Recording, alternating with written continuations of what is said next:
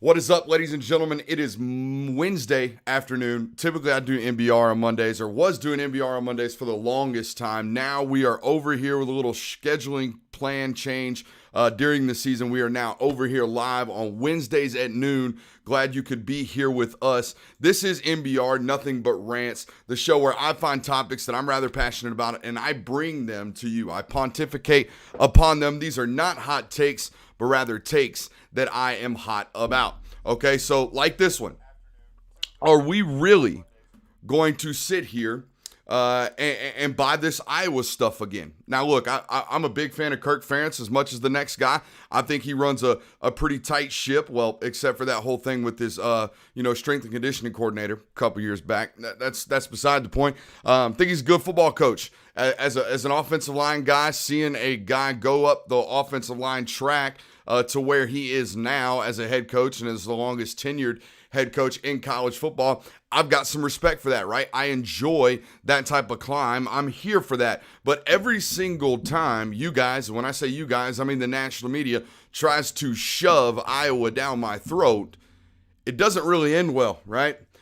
I'm always told every 3 or 4 years, nah, this is the one. This is the one. Iowa's a playoff contender. They're going to give Ohio State a run. And yeah, they slip up on Ohio State every once in a while. They every once in a while they come out of the Big Ten, right? Every once in a while they go to a Big Ten championship game out of their side of that division in the Big Ten. And that story always ends for some reason in a 16-13 absolute barn burner of a loss to Michigan State in the Big Ten championship game. And then they end up going on to the Rose Bowl and get absolutely drummed, and I mean a drumming, by Stanford at the hands of Christian McCaffrey in the Rose Bowl. So do me a favor, and this is just me, right? Do me a favor. I'm going to hold out on believing Iowa is a threat, or Iowa is a national title contender, or Iowa is a playoff contender, or Iowa is a threat in the Big Ten to Ohio State until I see it. Okay, so don't drive the national narrative on Iowa. Trust me, I'm good. At least I'm not buying it. I'm not going to believe it until I see it. Iowa is one of these programs that you're going to keep telling me over and over again is a national title contender or a playoff contender when they finally get it together or when they have a strong start to a football season. Hold out. You can keep that stock. You can hold that one. I'm not buying that. Okay, that's not something that I'm gonna be here for. And that's our opening kick. Okay, I get a lot of comments on YouTube. This guy's intros are way too long. You know why I do that? Because talking on a microphone's hard. Okay, so it's nice to get nice and loose and warmed up before you start delivering some of these takes. So I'm changing some things around here, not only with the set, but how we go about doing the show with an opening kick, right? And opening kick is brought to you by Cola Kicks, our sponsor over here in the bottom right-hand corner, one of the best places, if not the best place, to buy any type of retro sneakers, any type of sneakers that you like, whether you're a J's guy, Yeezy's guy, Air Force One's guy, whatever you are. I bought our very first subscriber over on Patreon, Jeremiah Stoddard, one of our biggest fans on this network and on this platform, and one of our biggest contributors now that we've actually brought him on to help us produce some content. One of our number one guys bought him a pair of Kobe's that just might be my favorite pair of shoes I've ever bought on that platform. And I didn't even buy them for myself. So colakicks.com, use promo code Brooks on any purchase of $100 or more, and you will get $10 off. And the great thing about Cola Kicks, and this makes them unique, and I've said this over and over again, the great thing about Cola Kicks is they do have free shipping. Okay, again, so head over there, colakicks.com, find all the latest and greatest for you sneakerheads, and be sure to tell them Brooks sent you by using promo code Brooks. We have a loaded show for you guys today, as we typically do on Nothing But Rants. Got a great show planned, including, I think Kirby Smart is only halfway through dispelling the pundits when it comes to his coaching tenure, his coaching tenure at the University of Georgia. We will talk about that to open the show today. Got a little bit of recruiting momentum coming your way if you're a Georgia fan, so feel free to hold on. That one's going to be a quick segment, okay? We're not going to give you a whole bunch of info on that, but if you want it all, feel free to join us on patreon.com/Brooks Austin. We will give you all the latest and greatest news on the recruiting trail over there, so feel free to sign up wherever you, or not wherever, Patreon.com/Brooks Awesome. I'll give you the latest on the quarterback situation in Athens as well. A little segment I'm going to do on that one is basically what Kirby's told us, what I know, and what my opinion is on the situation there. And you guys seemed to like buy, sell, and hold last week, so we'll load up some more buy, sell, and hold segments today here on NBR. And I'll close with Stone Cold Bees Austin's Lock of the Week. Okay, I'm 17-10 this year against the spread. I'm going to mix in some more gambling advice on this, broadcast. And I'll tell you this much. I've never been a gambler. I like to do some parlays. I think they're fun. It's my way. It's basically a sports lottery ticket. It's my way of doing that. So that's what I like to do. But I think I know a little bit about these situations. And obviously with 17-10 to start for the first 2 weeks, not bad at doing it. So we will load up our Stone Cold Bees Austin's Lock of the Week. Shout out to Prince. We got the Purple Rain shirt on today here in the studio. So shout out to Prince and shout out to Cola Kicks. Retro Tees. If you like Retro Tees, they got you as well over there. Retro Tees making a strong comeback in the Swagoo and Drip game. Swagoo and Drip. Good Lord. I sound like a TikTok teenager. Anyways, let's get it started. But before we do, let's handle some business. However, wherever you found this stream, give us that thumbs up. That's how we climb up the ranks. That's how more people find us. That's how we trick that algorithm and boost that algorithm over on YouTube as I go to like my own video over there on YouTube. So feel free to hit that thumbs up for us. We appreciate you for being here. And of course, share it wherever you want to. And join us on Patreon, patreon.com/Brooks Austin. I've got to put something on this desk that doesn't make me want to touch it. I'm an ADD guy, so if I see something, I'm always going to move it. I got a pencil here. Maybe I just twiddle that in my fingers. I don't know. I need to figure out how to maintain and control my ADHD. Putting the phone on the desk is never a good idea because I get about 5,000 notifications during the show, but it is what it is. Maybe somebody will call me and tell me that I got some audio issues like they had to last week. We also have a podcast platform for you guys that maybe can't catch us live, or maybe you watch us upon rewatch, or maybe you jump in the stream and don't catch all of it, so you got to go back and re-listen to it. If you don't have time to watch us on YouTube, we do have a podcast platform where I upload all of these shows right after they get done going live, unless I forget. That's the Film Guy Network. However, wherever you find your podcast, and if you could, please subscribe over there. Give us a 5-star rate and review. All right. Enough of asking you for your support. You do a good enough job giving it to me anyways. Let's get into this opening rant that we have, which is where I do think there have been two warranted, and I do mean warranted, criticisms against Kirby Smart during his tenure as the head coach at the University of Georgia in Athens. The first being that he can't win big games, right? That's been a narrative not only about Georgia, not only about Kirby Smart, but about Georgia as well as a program, right? But specifically during the Kirby Smart era, just think about it.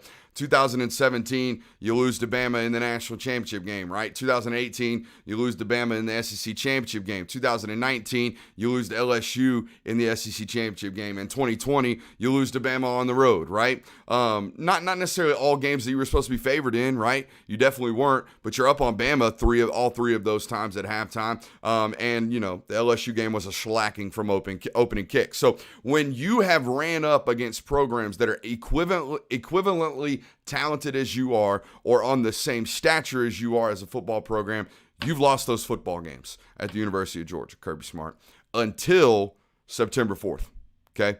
Until this year when you beat Clemson against a head-to-head opponent, a football team that spread was 3 points. You were expected to not only compete in that game, but many in your program thought you should win that football game. You did it. So you are now 1 for 5 in those situations, but you got the one. Right? You got over that hurdle. It's not the Bama hurdle. You ain't got over that one yet, but you got over this big game hurdle. Your program now believes going into these types of football games, we not only think we can win, we now know we can win, right? There's a difference between thinking you can do something and knowing you can do something. This program now knows they can do that, right? He's excellent. Kirby Smart is, and this Georgia program is absolutely excellent against teams you should beat. right? Good football programs that you should beat. You beat Notre Dame twice. You are 3 for 4 in the last 4 years over a Florida football team that's not been bad, but you should have beaten them. You're 3 for 4 in those matchups. You should have beaten a Big 12 opponent in the Rose Bowl a handful of years ago in 2017 with your dominant run game and your defense that was a little bit overbearing that year. You won that football game, okay? He's borderline flawless in those matchups where I'm talking top 10 matchup, but Georgia, everyone thinks on paper is the better football team. You're good there. That's not a hump that you've had to get over, right? But it's those upper echelon games, right? The Bamas, the Clemsons, the LSU in 2019. You've had problems getting over that hurdle. You got over it this year to start the football season. And you got one more hurdle at the end of the year, probably in the SEC championship game, to get over as well there too. But you've at least, now you know, like we said, you thought you could, you think you could, now you know you can, right? So that's a big hurdle that you've gotten over. But there's still one left in this Kirby Smart regime. There's still one thing he hasn't quite shown that he can do. Think about it. And it's these letdown games, guys. It's the other criticism that you can bring towards Kirby Smart in this program. He has a letdown game each of these seasons when they are contending or trying to contend for a national title and a college football playoff appearance. 2017, Auburn at Auburn was a bad football game. Now, you came back and fought back that one in the SEC championship game, but that don't matter. That's not the point.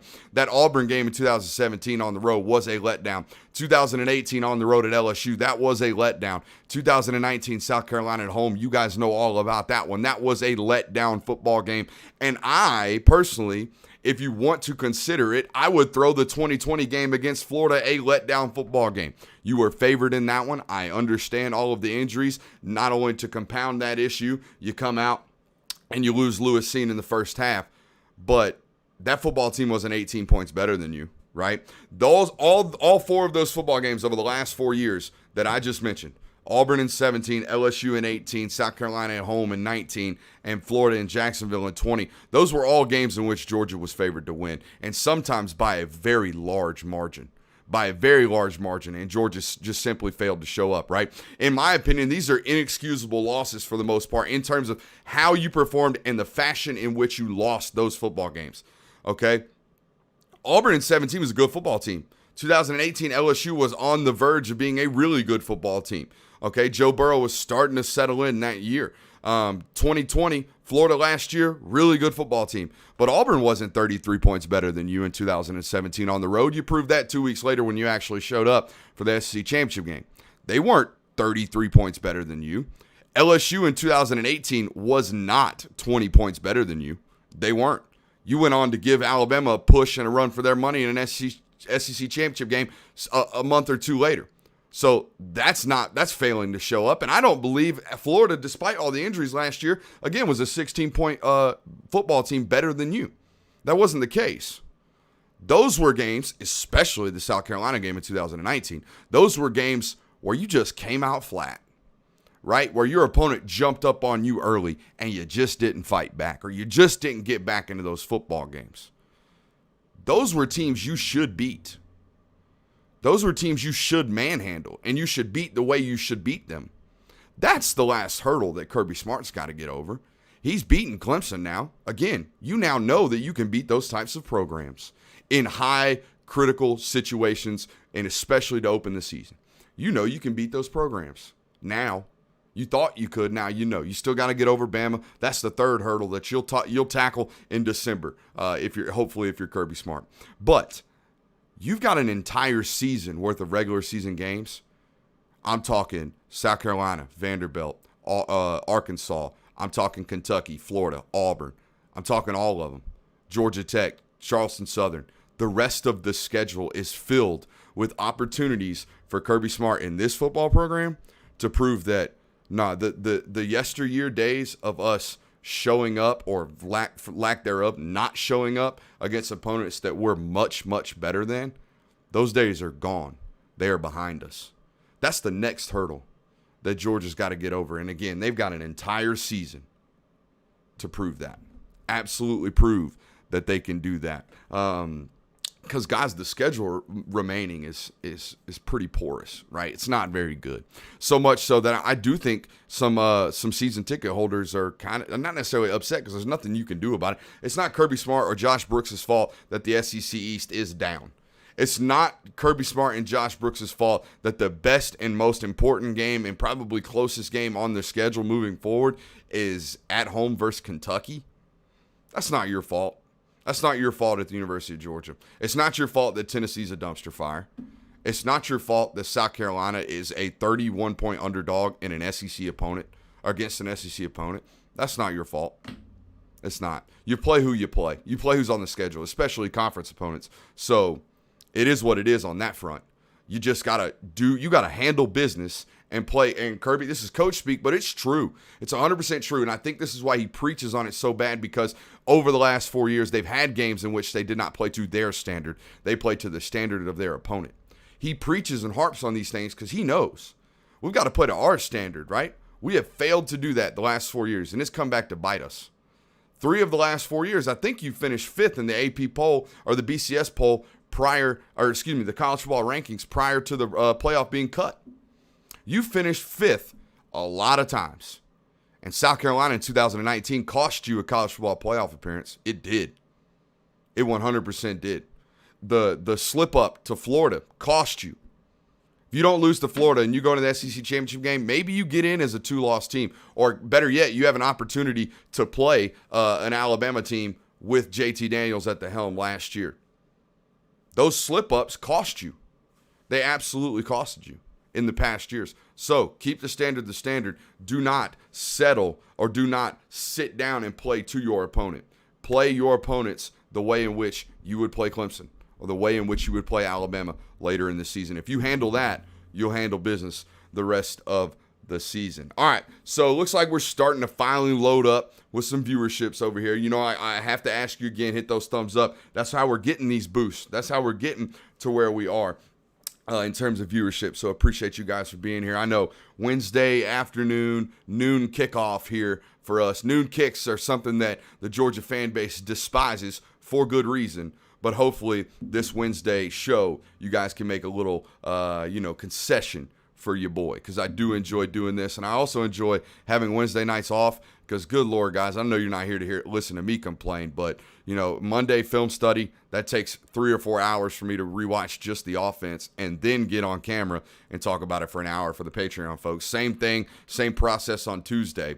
That's a lot of work going in them defensive film studies and a lot of time on camera Tuesday night. So we got a Monday night show, a Tuesday night show. We bring you this one on Wednesdays during noon just so I can have some time with my family on Wednesday nights. And then Thursday, we're completely live in public for a What to Expect episode for everybody as well. Friday nights, I'm at a high school football game. And then Saturday, we have our live watch parties, okay? So it's a loaded schedule for me. That's why we moved NBR to Wednesdays at noon. So I would appreciate you guys appreciating the program and appreciating the hard efforts and the workload over here by just giving us a simple like, right? And telling your friends what we got going on over here, especially over on Patreon and Dogs Daily. So we appreciate you guys for being a part of today's broadcast. Now, I did tell you that I suspect some recruiting momentum coming. And I don't just suspect. When I say these things, it's coming, guys.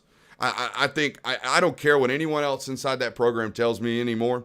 I'm done buying the fact or the narrative that Kirby Smart is not a momentum recruiter.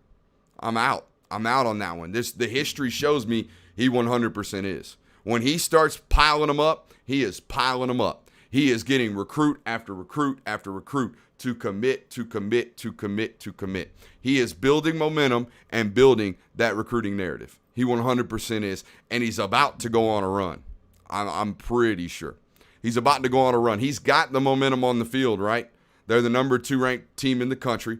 They've got a showdown coming in a couple of months with Alabama, assuming they handle their business like we were talking about in the last segment. Assuming they handle their business, they've got a showdown coming with Alabama at the end of the year. I'm going to venture to bet over this next month or so, Kirby Smart's going to get some momentum on the recruiting trail as well.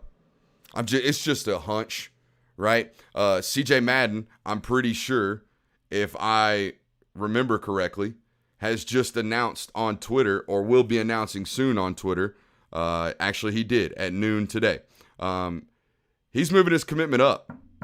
He's committing tomorrow at noon Eastern. Okay. Again, not news if you're over on Patreon. He's moved his commitment up. He will be committing tomorrow. Spoiler alert, I'm putting the Georgia Bulldogs on commitment watch for no other reason than the fact that they were in his top 5. He's an in-state product, and Georgia's been on him heavily since the summer. That one, okay, that one's coming tomorrow, or the announcement's coming tomorrow. Oscar Delp's set to commit September 30th. Georgia's been in the lead on that one for quite a while as well. They're big leaders in that one. And have you seen what they've been doing with Brock Bowers lately? We'll talk about that a little bit more here in a minute. A name that you would have known if you were on Patreon, Robbie Harrison, defensive tackle out of South Carolina. Guess what? If they want him, he's committing pretty soon as well. So if they're going to continue this momentum recruiting, he's definitely on the board. He's got an official offer, and he's set to make an announcement. And I can tell you right now, Georgia likes him. I don't know if they like him enough to take him this early, but they like him. Okay? And if you believe in this momentum recruiting, that might be one that they end up flashing in the next 15 or 16 days. Okay? And I also have it on good authority. There's going to be a surprise very, very soon. Very, very soon. Committing to the University of Georgia out of nowhere. Okay? Out of absolute nowhere. I'm expecting a stringer of names to pop up very, very soon. So buckle down. Hold on to your horses, and just remember that you heard it here first. You heard it first on Patreon, and then I gave it to you for free about a month later over on YouTube. So enjoy that, and if you do enjoy that kind of talk, subscribe to the YouTube channel too, because you ain't going to miss very much over here if you hit us with that little bell notification so you never miss a show. I would highly recommend that, especially if you believe our schedule to be a little bit sporadic. And I apologize for that, but I can't do nothing about it. Now we finally got it scheduled that the season is finally here. All right. So we've got some YouTube commenters over there. We will get to you guys at the end of the show. You know I always like to save some Q&A for you at the end. I see some questions about Bear Alexander. I think that one goes down to the wire, to be honest with you. He may commit early, whatever. It's going down to the wire. I'm telling you. So that even if that one pops early, just hold your horses. Wait until mid-December. Heck, some of these guys, like Walter Nolan, I think you might have to wait until February, to be 100% honest with you. I think this class, more than every other class, might drag some things out because they got a late start on some things, right? They got a very, very late start on the ability to go to these college campuses. So just hold your horses right there, okay? Or in that case, hold your bear right there, okay? So just wait that one out. We'll see when and if it pops to the University of Georgia. I still think at this moment right now, I still would think Texas A&M's in the lead for that, but this season could change some things, right? Haynes King just went down out there. They might lose some ball games. Winning 10-7, even with your backup quarterback against Colorado, not a good look. Just going to be 100% frank with you there. Now, let's talk about this quarterback situation. I see some Luther Burden comments as well over there. We will get to that. Let's talk about this quarterback situation at the University of Georgia right now. And again, we're going to break this down into 3 different categories. We'll go with what Kirby's told us, what I know, and what my opinion is. What I think is going to happen, or what I think should happen, rather, will be our final, semi-segment within this segment. So here's what Kirby Smart's told us, right? JT Daniels is getting better, and he's seeing some progress in that oblique. That's about all the information we got out of him this week. The other thing we know is now all of a sudden Stetson Bennett's dealing with some type of back injury, but seems to be okay. He's dealing with a back issue. Add him to the injury report, but it seems to be fine. Okay, so that's what Kirby's told us. Not a whole lot of information, but it is a little bit more information than he typically gives us, to be 100% honest with you.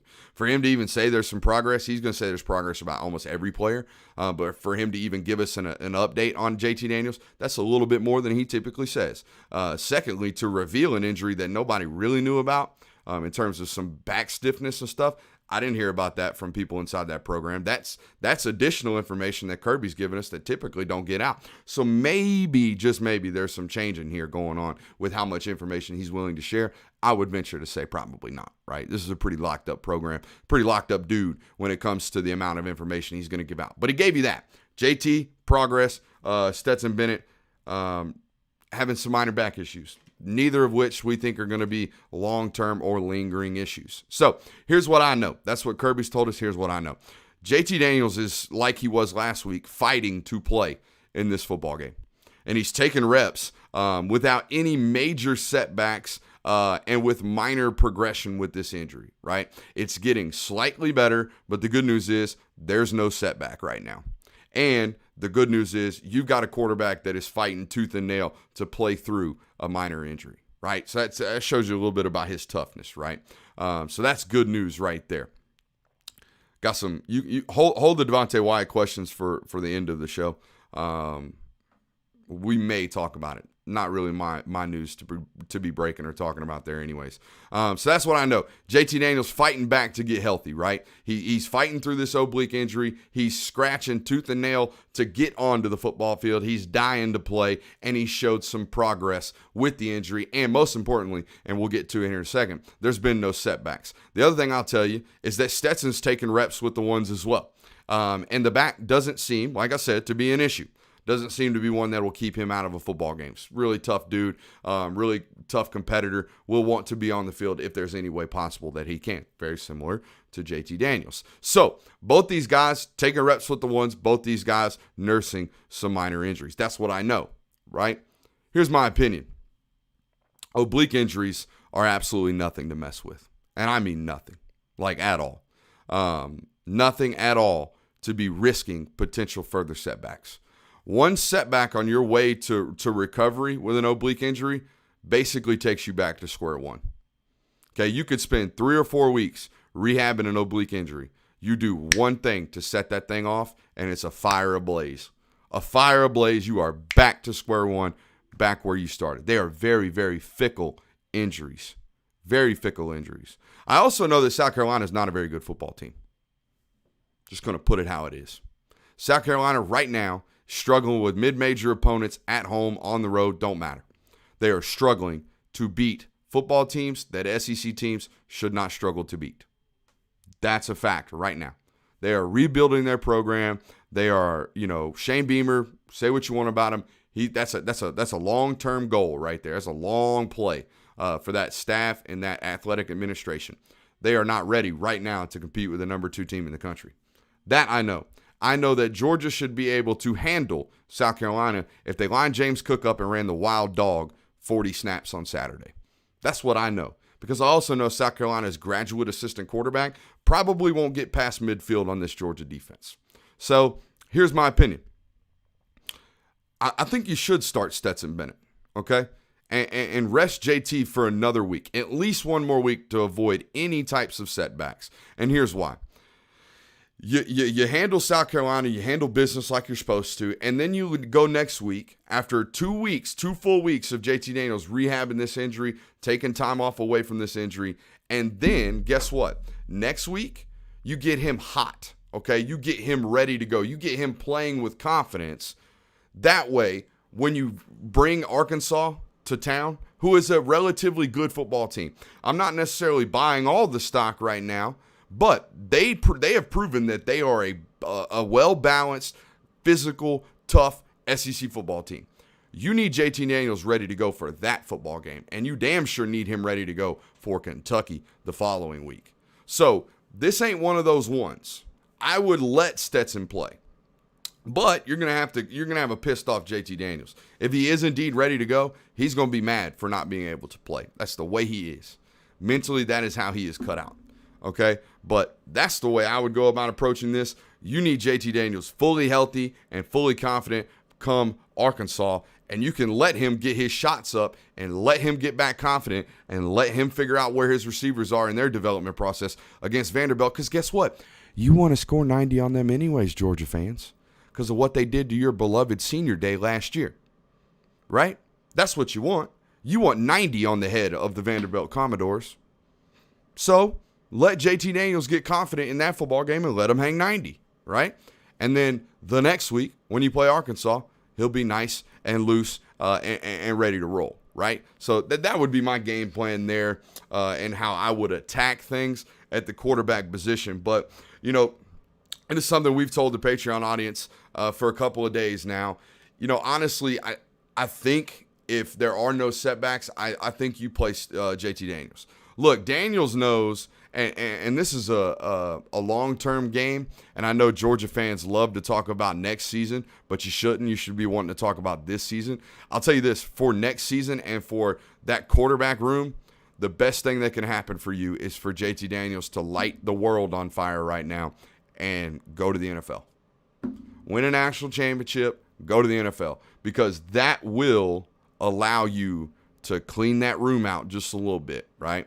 Because it's loaded now. It's loaded with a bunch of dudes that the Georgia fan base is clamoring to see. Clamoring to see, right? One of those being Carson Beck and the other one being Brock Vandagriff, right? Well, next year, you're going to get another one of those guys into the roster. You're going to get another one, and his name's Gunnar Stockton.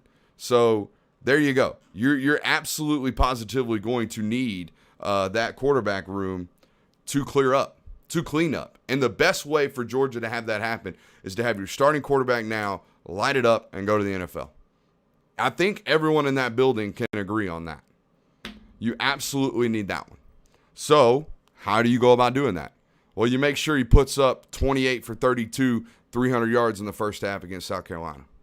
You stack this, you pad the stats on that kid. Because though the NFL's looking at film, the narrative's there. If JT Daniels stacks up a bunch of stats this year, moving forward, well, the NFL's going to pay attention because their fan base is going to be paying attention, right? That's how these things work. And you still got to be uber talented. Well, I completely believe that JT Daniels is. So, again, I think the best way to go about this is to probably get him on the field at some point, but you got to assure that there will be no setbacks, that he is completely 110% past this oblique injury. Because, again, one little tweak sets you back multiple weeks. Multiple weeks with an oblique. Tweak, weeks, oblique. How about them apples? All right, we got one of our favorite segments of the week, and that is buy, sell, and hold. Okay, we got to do a little bit of self-scouting, first of all. You guys know me. I like to hold myself accountable. If I'm going to hold young men accountable to their performance on film, I've got to self-scout thyself, right? That's something Chris Sims taught me when it comes to this business and being in this media business. Self-scout thyself. So let's do a little self-scouting on our buy, sell, and hold segment from a week ago. Let's start with the negatives. I sold Oregon. I sold Oregon hard last week. Even without Kayvon Thibodeau and even without Justin Flo, they controlled that football game against Ohio State for the better part of 48 minutes.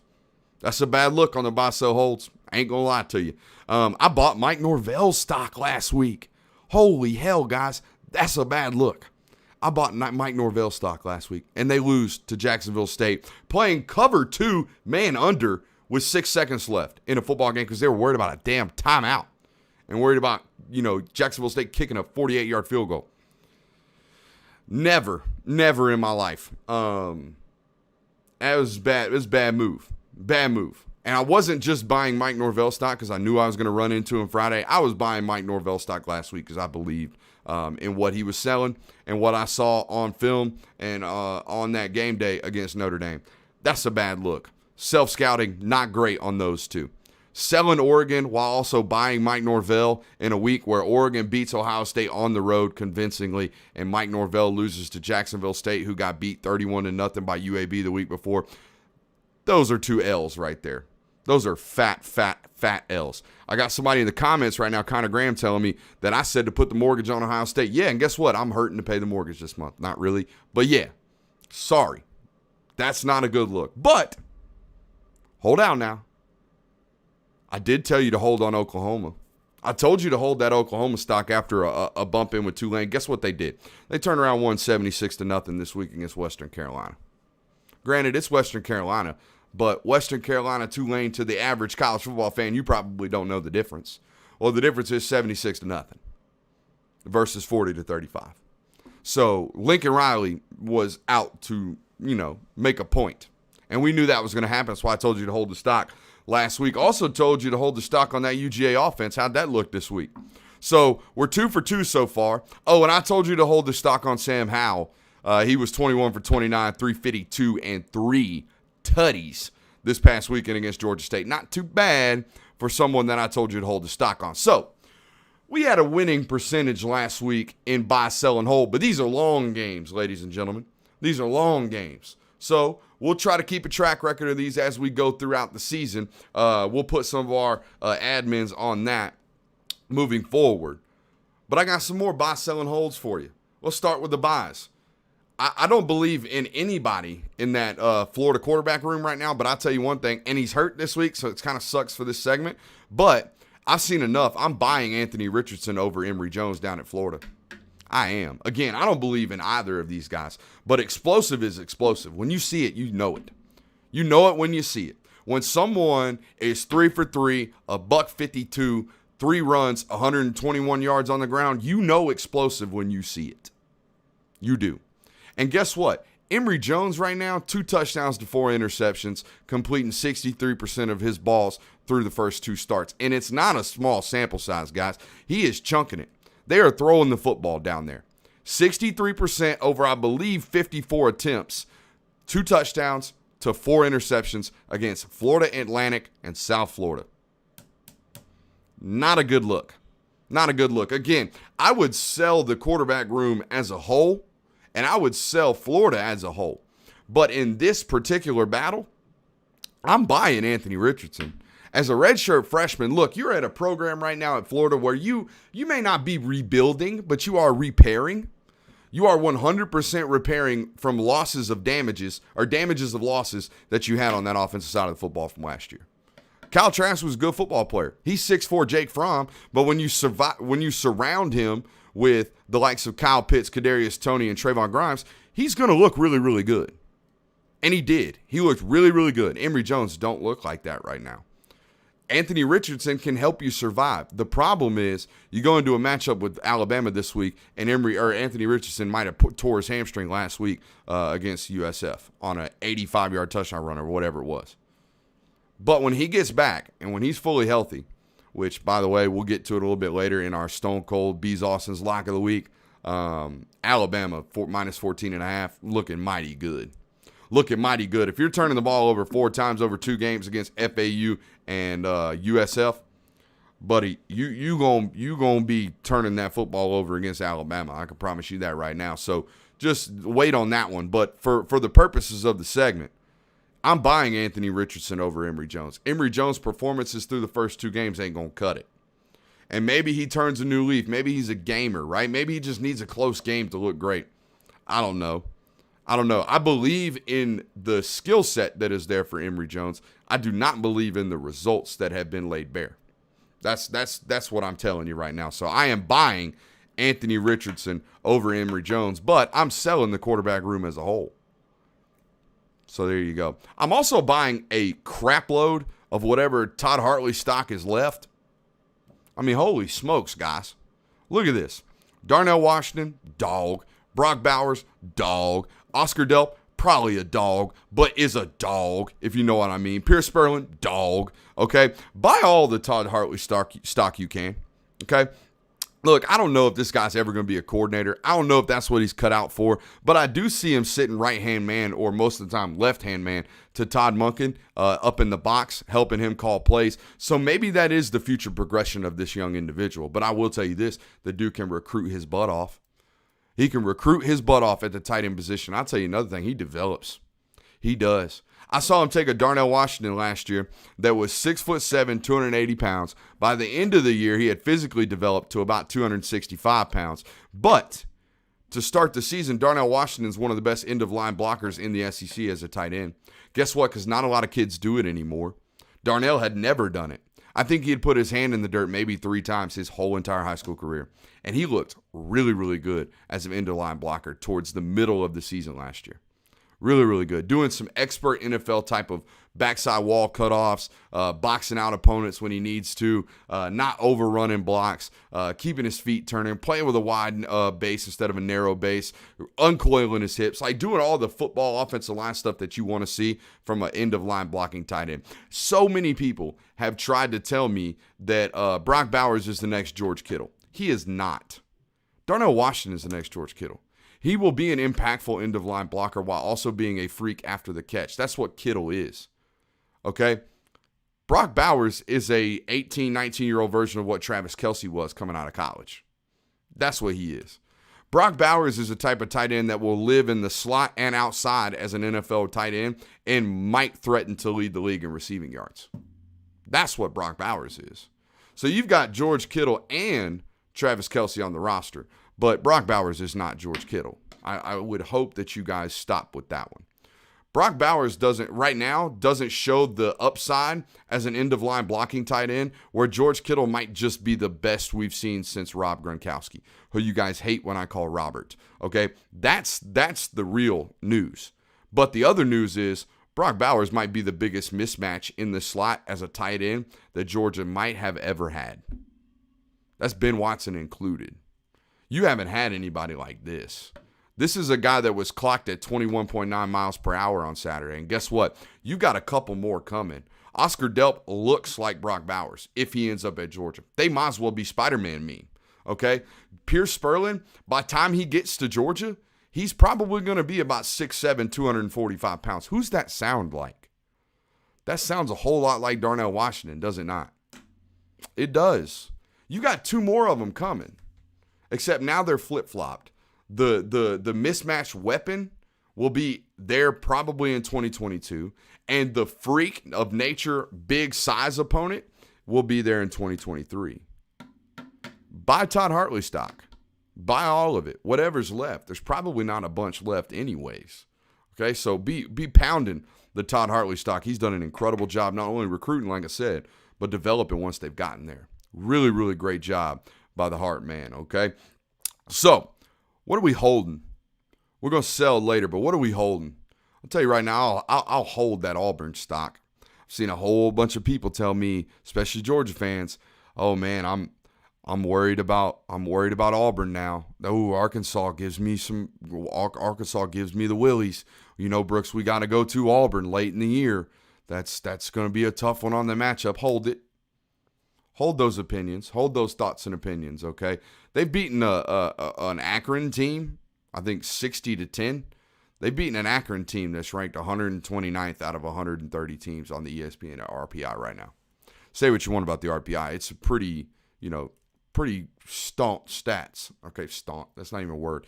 Pretty accurate statistical, ranking system when the top 25 ends at the top 25. We're talking about one of the worst football teams in Power 5 football, or in FBS football, in Akron. Okay, so they beat the brake drums off of an Akron team that, guess what? The Zip's going to get zipped by a lot of folks this year. They are. Okay, I believe they play Ohio State this week. Watch that one. Yeah, snoozer. Absolute snoozer alert. They might put 80 on them. Okay, Akron, not really a good football team, not really a testament of your acumen as a football program either. Alabama State, same thing.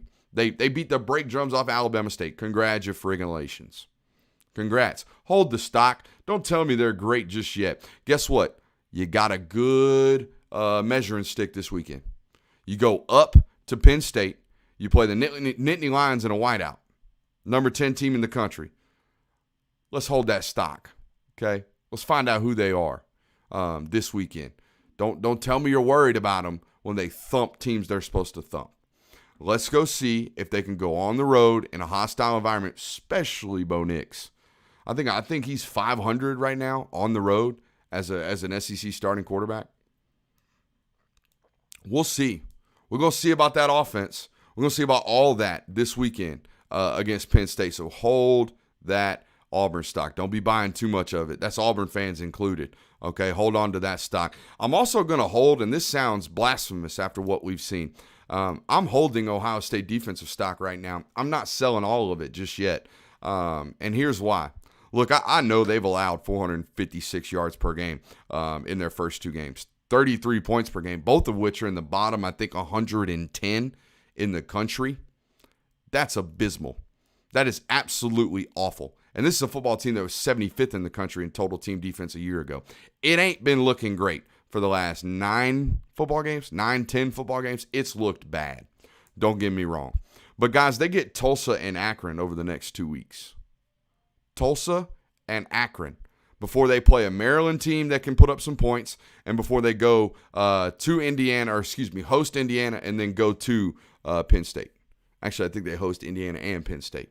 Either way, they have 2 games against Tulsa and Akron, 2 teams of which they should get their mojo back.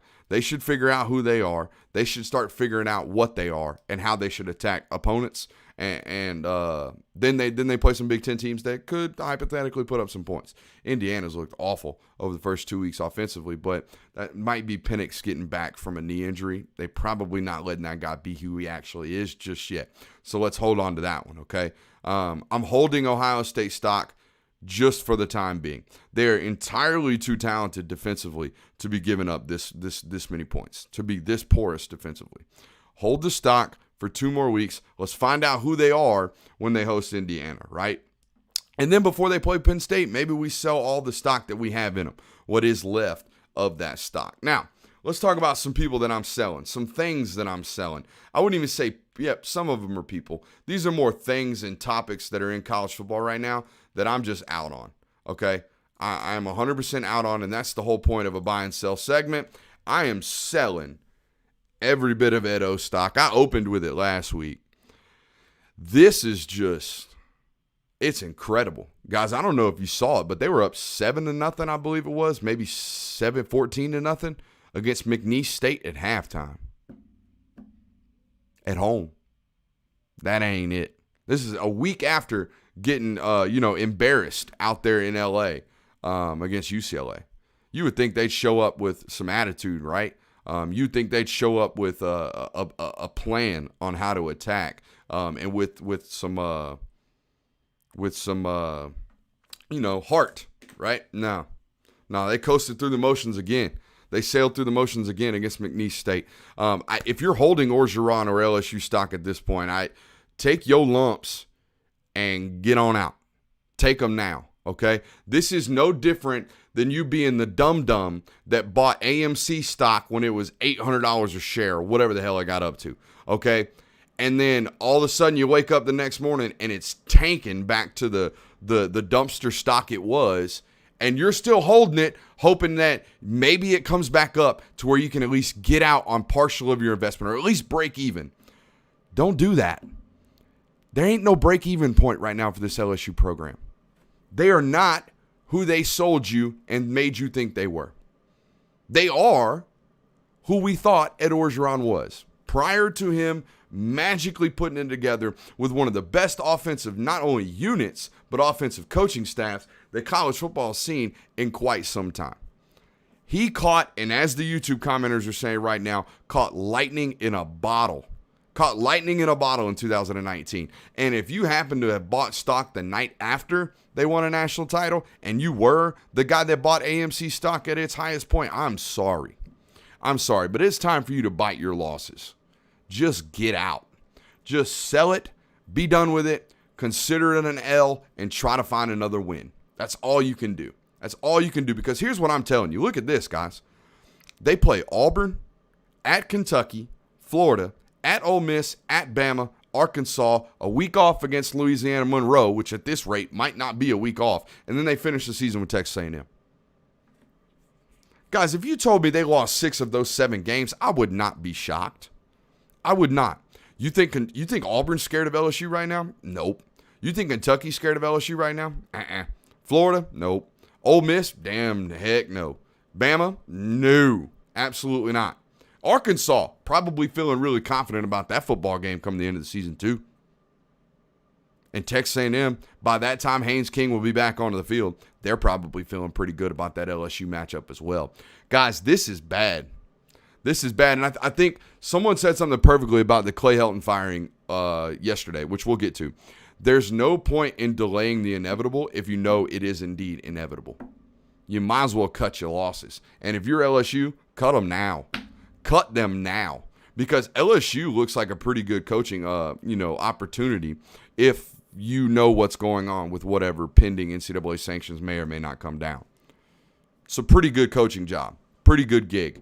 So I'm not saying toss Ed Orgeron to the Wolves yet, but I promise you at the end of that stretch, again, Auburn, Kentucky, Florida, Ole Miss, Bama, and Arkansas in consecutive weeks, at the end of that stretch, Ed Orgeron's going to be, updating his resume. Hot take. I can almost guarantee it. Sell all that. Sell all of that. Again, if you bought at the height of that stock, I'm sorry, but it is what it is. You lose sometimes, and you done lost on that one. Okay, another one that I'm selling, and my last sell of the day, I'm selling this USC coaching search. I am. Every time that job comes open, every single time, the names we hear, the Urban Meyers, right? Oh, the Matt Campbells, the James Franklins. Guess what? All those damn names were up when Clay Helton when they fired, who'd they fire? Oh, Sarkisian. When they fired Sarkisian for his off-the-field issues, right? When they got rid of him or he stepped down, Helton came in, took the team over. They played really, really hard for him, and they ended up hiring him. Guess what? The entire time during that season, all these same names were coming up. Oh, is Urban Meyer going to leave Ohio State for USC? Oh, is James Franklin going to leave Penn State for USC? Oh, could they possibly get one of the hot NFL coaches? Could they get one of these young It's every time. Every time I hear about it constantly. Guess what? Urban Meyer's already denied it. Matt Campbell at Iowa State. Guys, he turned down almost $10 million a year last year from Detroit. The Lions, an NFL job. 10 mil. So is the money and the fame something that Matt Campbell's after? Probably not. It don't look like it, at least. $10 million would have been probably the highest. Well, Belichick's, his whole stuff's off the record. But probably would have been the highest paid football coach in the NFL, turned it down. He going to turn around and go to USC after turning down that? Maybe he does. I don't believe it. I'm selling it. James Franklin, a name that's constantly brought up. Constantly. Is James Franklin really in this upper echelon of these types of football coaches? I don't know. I think James Franklin's made a living off of winning 9 games at Vanderbilt. By God, he should. He should have a net worth of $100 million based off that pure point blank. We've seen that. But I don't get it. I don't understand why everyone thinks that this is one of these national powerhouses or a dormant school in college football. I get it's LA. LA is really, really cool. I understand that. I understand that NIL money is supposed to change recruiting, and no better place to brand and image yourself than the University of Southern California. Brooks, look how many rich donors they have. Look how many successful graduates they have. Look how many CEOs are in that business. Oh, Brooks, it's LA. There's no better place to brand image your name. Hell, LeBron James came out here to brand himself. He's the biggest name in sports. I get it. But you know what else is really, really important in this name, image, and likeness business in college football? Guys, we've opened the doors for really, really dedicated and rich and powerful boosters to just straight up pay athletes. Now, it's hidden through a shell corporation. It's branded through some business, right? Oh, they're an advertiser or a carrier for our business. Look, I mean, he's wearing our logo. That's great. Yeah, we're paying him X amount of dollars because he plays for the University of Alabama. We're giving Bryce Young $1 million deals. Well, who do you think's behind that, guys? Really, really powerful and passionate boosters at their programs. So, yeah, it's great. LA, you can brand yourself. You can be the face of the local kombucha company, Quinn Ewers. But in the Southeast, where powerful and passionate boosters mean a lot, guess what? They got free reign now to pretty much do whatever it is they want. So it's still very, very important, ladies and gentlemen, to have a booster base that really loves your football program and a fan base that really loves your football game or football program. Turn on a USC game on Saturday nights when you're chasing late like I was this weekend. Turn on your USC games. See how many powerful boosters are on the sidelines. See, other than Will Ferrell, just watch. It ain't what it used to be. And so that's the NIL. Oh, and the other thing, it's a historic program, Brooks. They're one of the nation's most historic football programs, Brooks. USC ain't been relevant since 2008, guys. 2008. Pete Carroll's second to last year. They won a Pac-12 championship and won a Rose Bowl game. Ain't been relevant since. Guess what? In the class of 2022, the class that you're recruiting now, the class that you've got to sell your next head coach on that we can recruit, guys, USC ain't been relevant since those people were 4 years old. 4. You know what historic programs 2022 graduates know about? Ohio State, Clemson, Alabama, Georgia finding their way into there. Those kids grew up watching those football programs play for national titles. Those football programs play on New Year's Six Bowls, not USC. I was 12 and impressionable when Reggie Bush and Matt Leinart were gallivanting across the football field. Guess what? I'm 26 and I don't mean nothing to your college football program. So, yes. Are you a historic program? Yes. Is LA cool? Yes. Do you have a lot of boosters? Yes. Ain't none of that help Clay Helton. You ever think about that? Ain't none of that help Clay Helton. Now, do you have enough money to throw at one of these big names? Yes. But so did the Detroit Lions with Matt Campbell. It was about situational fit, right? And right now, I don't think USC's as good of a situational fit as the rest of the national media is telling you. So I'm selling that one. I'm 100% selling that one. All right, so here we go with our Stone Cold Bees Austin's lock of the week. Last week, my lock didn't hit. My lock last week went 100%. We didn't do this segment last week, but it went 100% would have been Ohio State. So you might want to consider fading me, but I'd hold out. Okay, I would hold out because I got a good one for you. And I like the way it looks. And I'm feeling really good about it. I ain't going to put the mortgage on it considering we took a L last week. But here we go. You ready? Stone Cold Bees Austin's lock of the week for the century. Ole Miss minus 14 points against Tulane at home. I love this one, guys. I love it. I love the idea. Life is way more fun when you're watching a fourth quarter game between Ole Miss and Tulane, a meaningless game in the middle of September, and you're praying that Lane Kiffin scores again. That's fun. That's really, really fun. Take Ole Miss, lay the 14 points, and have some fun watching a Lane Kiffin offense and praying they score. That's fun stuff, man. Do it. Lay those 14 points. Stone Cold Bees Austin's lock of the week. All right. So, yeah, we got Connor saying, hold on Brooks Austin's predictions. That's 100% facts right there. Let's start letting those Q&A questions over on YouTube load up. Okay, guys? Start flying those in. I'll filibuster and let you guys load them up. We'll take, 4 or 5 minutes here of Q&A before we get out. We don't have a live Q&A show anymore, and I'm thinking about finding a way to make this happen. But Friday nights are about my only ones left where I'm thinking maybe I do a Q&A from whatever game I'm at, which this week will be Cedar Grove and Greater Atlanta Christian. Maybe I do a Q&A from there, but it'll only be on Twitter because I'll only have my phone. I'm not going to whip out a laptop on the sideline. So let's load up these Q&A questions if you guys have them. If not, let's just roll on, and we will call it a day here on the broadcast. But it doesn't look like they're coming in unless YouTube's just really, really delayed, which they might be. Let's see if Streamlabs has them pulled up. Oh, we got some right here. Oh, my bad. I just yanked the daggum camera all over the place. See, that's why we need the boy Ditko, because he don't let these kind of things happen. All right, here we go. What class is Darius again? I think he's talking about Darius Smith. He's a 2022 commit, and he's a freak. Okay, really, really good football player, a stock that we're buying. He's going to end up, I promise you, he's going to end up being one of my guys moving forward. And you guys know that my guys' predictions are all far, far better than anything I do on this broadcast. So be buying that Darius Smith stock because I know I am. Let's get into some other ones. Dan Lanning to LSU, Connor Graham asked. I don't know.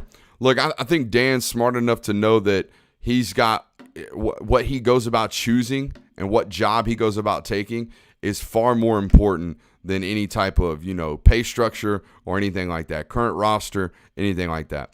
I think Dan is going to learn from his protege in Kirby Smart, or predecessor in Kirby Smart, in the sense that, hey, wait for the opportunity, not a opportunity or an opportunity. Wait for the opportunity.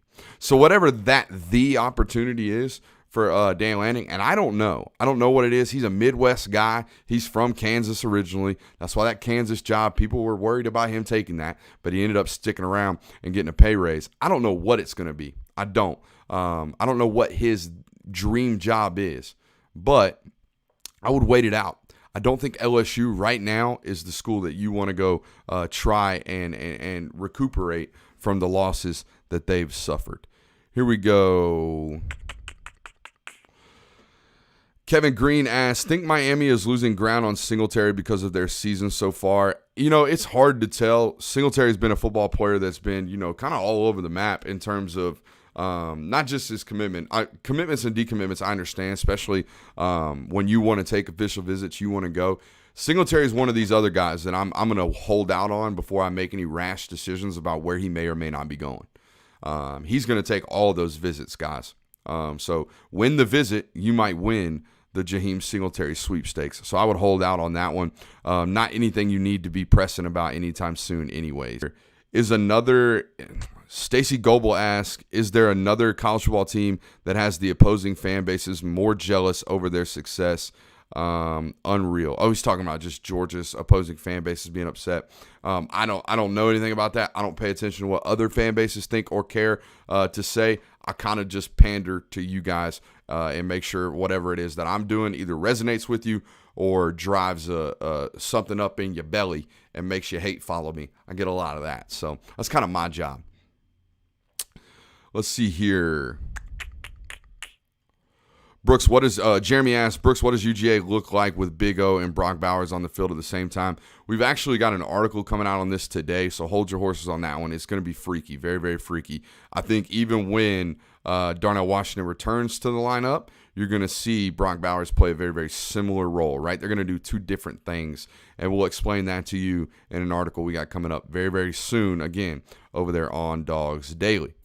Hugh Freeze to LSU might be a good idea, honestly. They're kind of going to let whatever coach they got run rampant on whatever they kind of want to do. I think that's been proven over time. Robert Reynolds over the DGD podcast asked, does SVP bounce back and have a great game this week? For his purposes, I hope so. I could be very, very wrong. Maybe he was going the right way and the redshirt senior, super senior left guard was going the wrong way. Or maybe he was going the right way and the redshirt junior and Warren Erickson, our right guard, was going the wrong way. I don't believe that to be the case. I saw a lot of confusion last week. It's not about execution with 63. It's not. It's about being at the right place at the right time. Let's see if he can get that put together this week. That will figure out how well he plays. Team Money asks, question, do we cover that ridiculous spread against the Yardbirds this Saturday? I'm staying the hell away.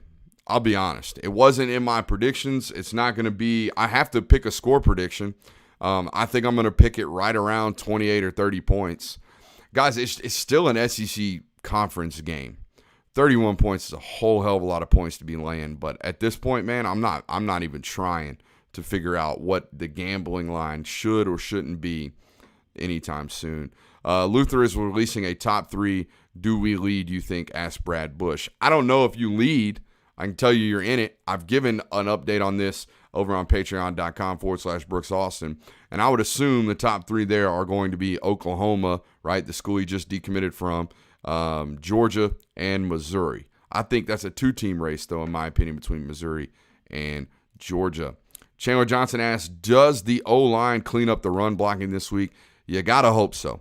You absolutely got to hope so. And the good news, I guess, is that apart from your center, from what I saw on tape, I didn't see a bunch of missed assignments. So you're executing your assignment, executing, as a whole, and driving guys off the ball was very, very inconsistent. But what I will tell you is that, and it may have been on purpose, knowing Todd Monken, it probably was on purpose. Your run game scheme Saturday against UAB was very, very bland and vanilla. I mean, to the utmost extent. I think you ran a couple of truck sweeps. I think I saw you run counter once. Outside of that, it was almost strictly inside and split zone. So maybe they just didn't think they needed to run the ball very successfully. I'll tell you what, against Clemson, you had a very, very unique and different game plan, right? Had some jet sweeps to James Cook. Had some reverse action type stuff off of inside zone looks, right? Pulling the backside defender. That didn't happen against UAB. It was very, very vanilla. Maybe that was by design. I'm going to think it was, indeed. by design. All right, ladies and gentlemen, I'm going to get out of here. I got to eat some lunch with the family. Appreciate you guys for being here on NBR. Again, we do this every Wednesday afternoon starting at noon. Big noon kickoff over here on the Wednesday show for NBR. Appreciate you being here. We will probably have something to expect. I don't know how or what we're going to do tomorrow for that show, considering South Carolina has an entire new coaching staff. Their offensive coordinator, their current offensive coordinator, hasn't been an offensive coordinator since 2014 at some mid-major school. He was an offensive line coach in the NFL last year. Their defensive coordinator was at a mid-major last year. I don't know what in the hell we're going to watch tomorrow, but I'm sure it's going to be entertaining and it's going to be fun. So you should join us over here on the YouTube channel for some What to Expect. For the Film Guy Network, for Dogs Daily, for patreon.com/Brooks Austin. I will